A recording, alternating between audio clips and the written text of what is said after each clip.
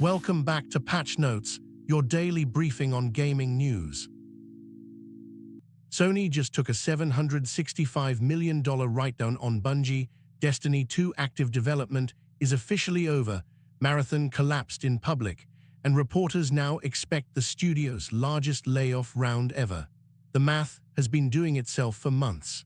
This summer is when the spreadsheet gets people. Journalist Sylvain Trinal says roughly half of Bungie's 800 staff are at risk this summer. That is not a downsizing, that is a different studio. Whatever Bungie looks like in September will share a name with the old one and almost nothing else. Forbes Paul Tassi, who has covered this place for over a decade, declined to soften it. His read on the scale of what is coming, in 3 words, it's going to be significant. From him, that is a fire alarm. Multiple reports say longtime Bungie leadership is walking in July, once the last of the Sony acquisition money finishes vesting. They stayed exactly as long as their contracts required them to. The exit is so on schedule it could be a calendar reminder. There is no new project greenlit to absorb the survivors. The monument of triumph send-off was Destiny 2's funeral, not a runway to something else. Bungie's plan after Marathon, as far as anyone can tell, is to be smaller.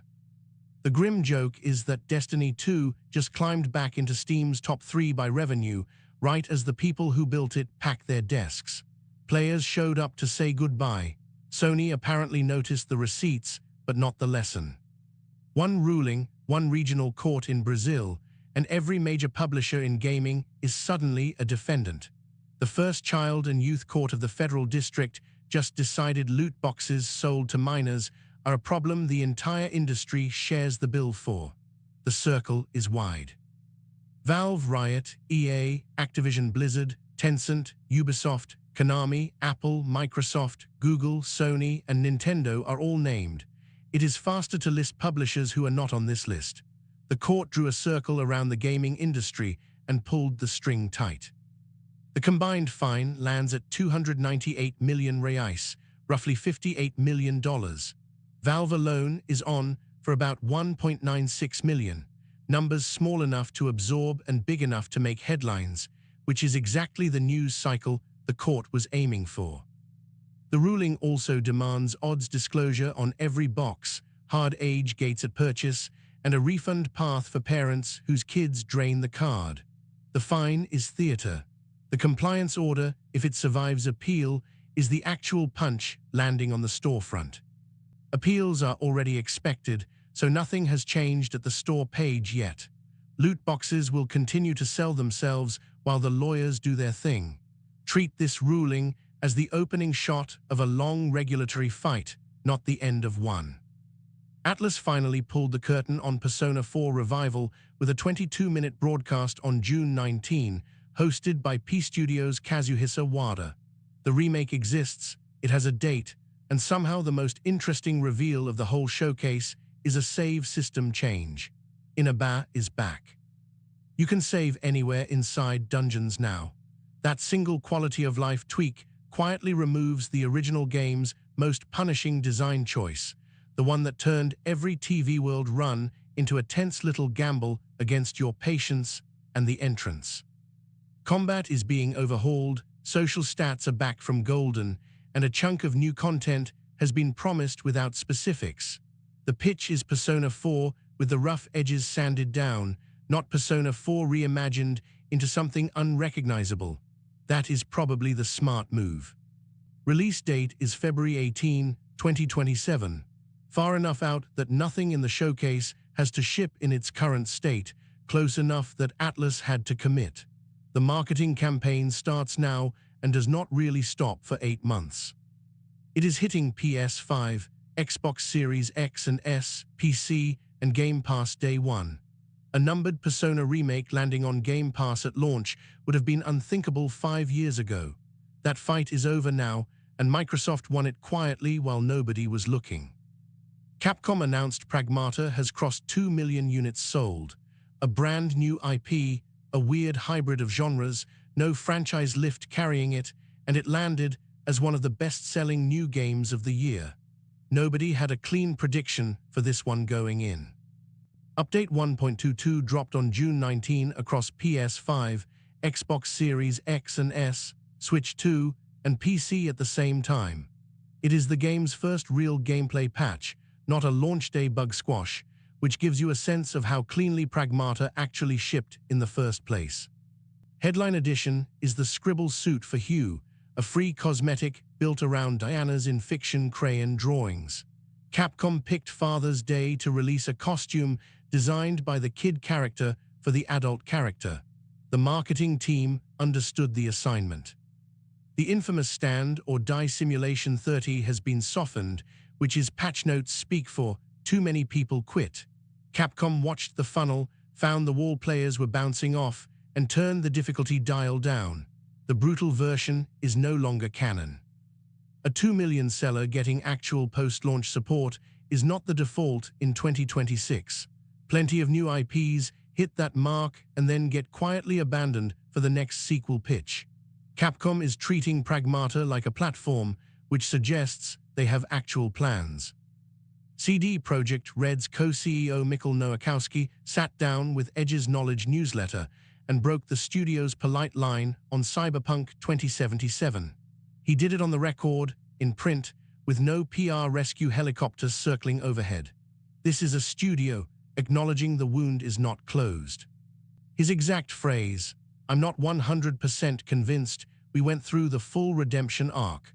For a publicly traded studio that has spent 5 years insisting Phantom Liberty fixed everything, that is a remarkably direct line to leak through to a print magazine. He called the launch era heartbreaking and admitted some players' trust is gone for good.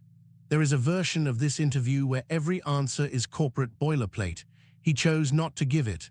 That is either honesty or strategy or both, and you can pick.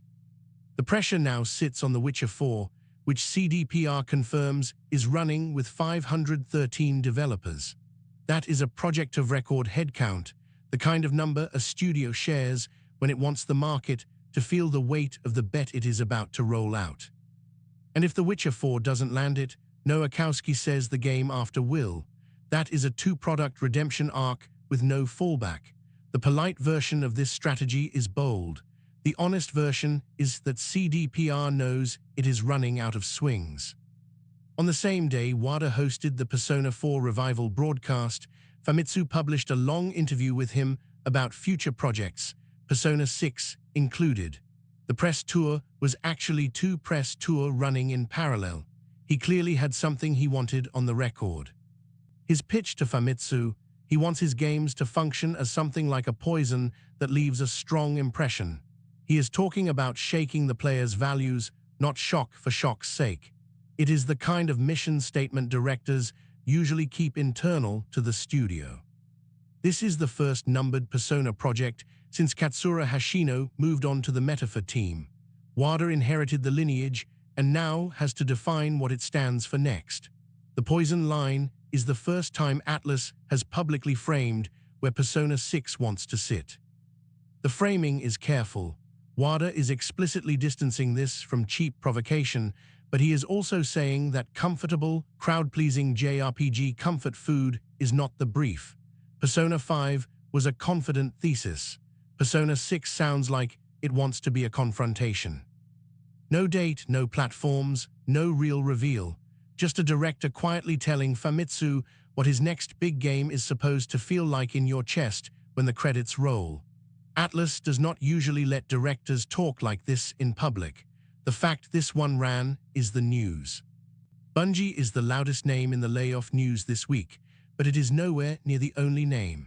French journalist Sylvain Trinel and a string of follow-up reports since describe what publications are openly calling a bloodbath landing on or around July 1. The trigger is Microsoft's fiscal year ending June 30, the same date that has historically tipped Xbox into restructuring rounds. Reports name BioWare, Bethesda, id Software, Arcane, and Quantic Dream as candidates for cuts or outright closures. EA has reportedly already started informing affected staff.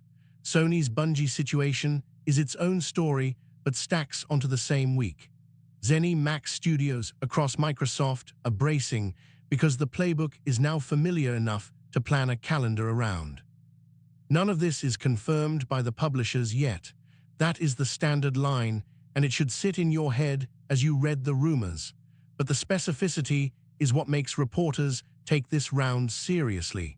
People do not pick July 1 by accident. The plain reading is that the industry's correction is not over.